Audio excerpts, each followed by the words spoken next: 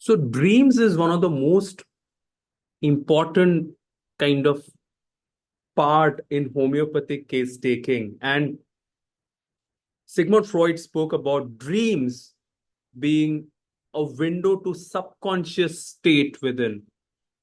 And and with a very artistic use of repertory, we can really, especially in a patient who gets recurrent dreams, uncover a very deep core pattern in a person.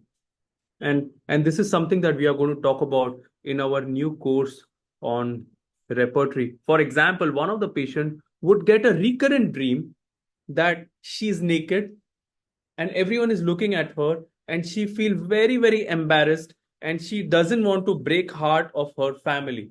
And this is a dream she would get again and again and again, and this would cause a lot of embarrassment and shame.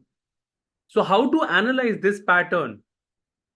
So what rubrics I took? Very simple, but just important to understand this.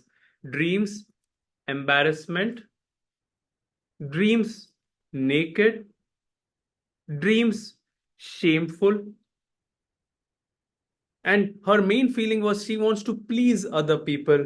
And this particular pattern makes her hindered, obstructed, and restricted.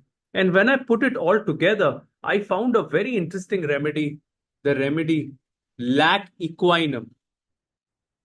So many such very deep core patterns we can understand if we uncover the patterns of the dreams.